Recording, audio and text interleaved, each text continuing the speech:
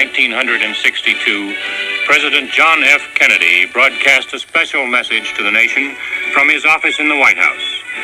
Here is President Kennedy as he delivered that message, bearing on recent events in Cuba.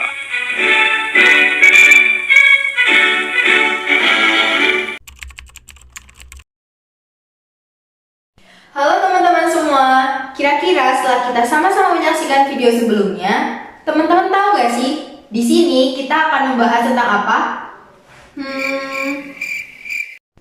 Nah, jadi di kesempatan kali ini kita akan belajar bersama-sama mengenai krisis rudal yang terjadi di Kuba. Tapi sebelum itu, kita harus sama-sama tahu nih, sebenarnya krisis rudal Kuba ini terjadi setelah adanya revolusi Kuba yang dipimpin oleh Fidel Castro. Krisis rudal Kuba ini terjadi pada tahun 1962 sebagai dampak Perang Dingin antara Amerika Serikat dan Uni Soviet. Krisis ini terjadi setelah terungkap fakta bahwa Amerika Serikat telah mensponsori agresi ke Teluk Babi milik Kuba, suatu negara komunis yang ada di Laut Karibia. Meskipun hanya berlangsung selama 13 hari, krisis ini hampir memicu perang nuklir loh. Lantas, apa saja sih yang melatar belakangi peristiwa tersebut?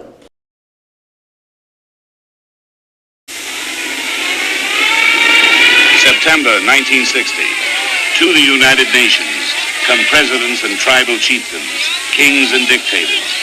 Yet of them all, one man dominates the conclave, Nikita Khrushchev. Primed by two recent Cold War propaganda victories, he arrives with ambitious plans for destroying UN influence in world affairs.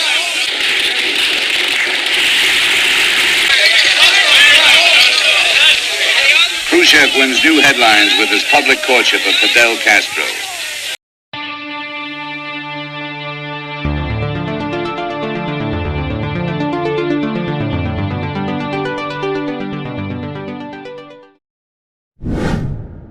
Latar belakang krisis Kuba berawal dari invasi ke Teluk Babi pada tahun 1961 serta peledakan rudal Amerika Serikat di Turki dan Italia. 16 Oktober, Presiden John F. Kennedy menempatkan bukti-bukti fotografi keberadaan rudal Soviet di Kuba. John F. Kennedy memperoleh informasi serta bukti foto terkait kehadiran rudal Soviet di Kuba. Ia diberikan arahan intelijen bersama dengan tim penasehatnya yang dinamakan Executive Committee atau EXCOM. Dalam arahan tersebut, terdapat usulan terkait respon yang akan diambil pemerintah Amerika Serikat. Salah satunya yaitu meluncurkan serangan udara dan invasi yang berpotensi menewaskan ribuan personil Soviet dan dapat dianggap sebagai tindakan perang, serta memicu serangan belasan ke wilayah sekutu seperti Berlin. 17 Oktober, pemusatan kekuatan militer di bagian tenggara Amerika Serikat. Amerika Serikat memfokuskan kekuatan militernya ke wilayah tenggara di sekitar negara bagian Florida pasca pengintaian pesawat U-2 menunjukkan keberlanjutan dari proses pengembangan fasilitas rudal Kuba yang teridentifikasi memiliki kapabilitas jarak menengah hingga jarak jauh yang mampu menjangkau hampir seluruh wilayah kontinental Amerika Serikat. 18 Oktober, Menteri Luar Negeri Soviet bertemu dengan John F. Kennedy. Menteri Luar Negeri Soviet Andrei Gromyko bertemu dengan Presiden John F. Kennedy di Gedung Putih untuk mengklarifikasi bahwa peletakan rudal di Kuba hanya untuk tujuan defensif. John F. Kennedy memberikan peringatan kepada Gromyko akan konsekuensi mematikan apabila senjata nuklir Kuba memiliki intensi ofensif. 20 Oktober, John F. Kennedy mengeluarkan perintah untuk mengkarantina Kuba. Gedung Putih melabeli tindakan ini sebagai karantina karena istilah blokade secara teknis merupakan tindakan perang. Kapal-kapal Soviet yang membawa logistik persenjataan menuju Kuba akan diperintahkan untuk putar haluan. 21 Oktober, Komando Taktis Udara Amerika Serikat tidak menjamin mampu menghancurkan fasilitas rudal Kuba. Presiden John F. Kennedy menemui Jenderal Walter Sweeney dari Komando Taktis Udara Angkatan Udara Amerika Serikat. Jenderal Sweeney mengungkapkan analisisnya bahwa opsi serangan udara tidak menjamin mampu menghancurkan 100% rudal yang ada. Pada tanggal 22 Oktober, publik mulai menginformasikan terkait situasi rudal Kuba serta keputusan karantina perairan. John F. Kennedy menyiagakan militer dalam pidato nasionalnya di televisi yang mengguncang warga Amerika dan dunia dengan mengungkapkan ancaman nyata dari rudal Kuba. Ia menyatakan bahwa pemerintah Amerika Serikat tengah mencegah masuknya kapal Soviet untuk memasuki perairan Kuba. Sembari meminta Soviet untuk menarik rudal mereka kembali, Excom menyarankan kepada John F. Kennedy untuk melancarkan invasi langsung ke Kuba demi mengakhiri ketegangan. Sementara itu, Duta Besar Amerika Serikat untuk Uni Soviet, Floyd Holler, menyampaikan surat yang dituliskan John F. Kennedy kepada Khrushchev.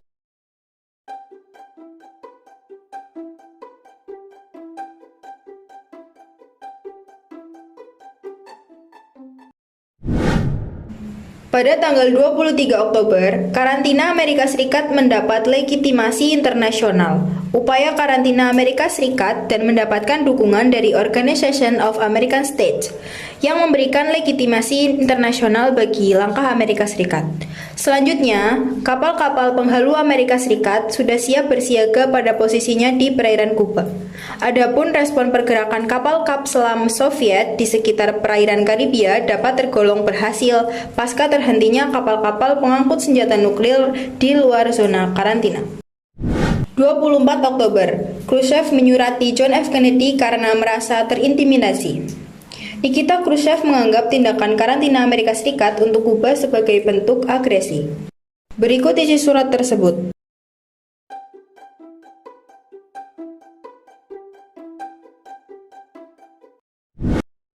(25 Oktober), Adlai Stevenson membongkar bukti rudal Kuba kepada PBB. Amerika Serikat meminta sidang darurat kepada Dewan Keamanan PBB terkait situasi yang mereka hadapi. Duta Besar Soviet PBB Valerian Zorin menyangkal keberadaan rudal tersebut di Kuba. Adlai Stevenson menyatakan bahwa dirinya bersedia menunggu sampai neraka membeku demi menanti pengakuan Uni Soviet.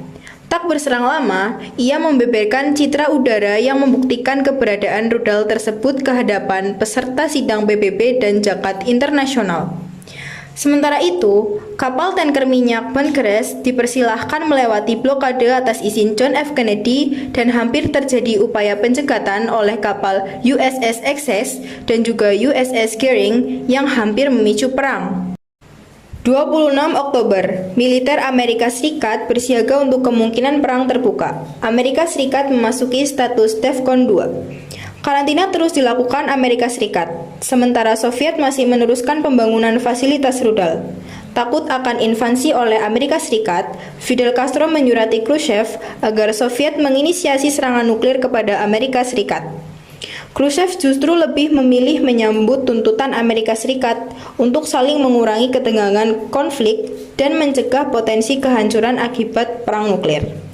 Solusinya dirumuskan keduanya ialah Soviet menarik rudalnya di Kuba dengan syarat Amerika Serikat berjanji tidak akan menginvasi Kuba. 27 Oktober, kedua militer menegang. Khrushchev memodifikasi kesepakatannya dengan John F. Kennedy. Khrushchev meminta agar Amerika Serikat menarik rudal Jupiternya di Turki sebagai bagian dari kesepakatan yang baru. John F. Kennedy memilih untuk menyepakati kesepakatan awal dan menghiraukan permintaan tambahan tersebut. Namun, di sore hari yang sama, Robert Kennedy menemui Duta Besar Dobrynin untuk menyampaikan secara tidak langsung bahwa Amerika Serikat memang sudah berencana menarik rudal Jupiter dari Turki dalam beberapa bulan secara sukarela, namun tidak bisa membuka hal ini ke publik. Kesepakatan antar kedua pihak pun akhirnya tercapai. 28 Oktober, Uni Soviet mengumumkan penarikan rudal dari Kuba. Radio Moskow mengumumkan kepada publik bahwa Uni Soviet sepakat untuk menarik rudalnya dari Kuba dengan jaminan Amerika Serikat tidak akan menginvasi Kuba. Dalam pengumumannya, Soviet tidak mengungkit soal penarikan rudal Jupiter Amerika Serikat di Turki, sesuai dengan yang telah disepakati dengan John F. Kennedy. Rudal-rudal Soviet di Kuba dipulangkan kembali ke Uni Soviet di awal bulan November 1962. Pada akhir November, embargo Amerika Serikat terhadap Kuba pun dihentikan. Pesawat pengebom Soviet meninggalkan Kuba sebelum akhir tahun. Amerika Serikat kemudian menepati janjinya untuk menarik rudal Jupiter dari Turki pada akhir bulan April 1963. Berakhirnya peristiwa krisis rudal di Kuba setelah adanya pertemuan antara Kejaksaan Agung Amerika Serikat Robert Kennedy dan juga Duta Besar Uni Soviet yaitu Anatoly yang membahas tentang krisis rudal di Kuba. Pertemuan ini pun menemukan titik terang.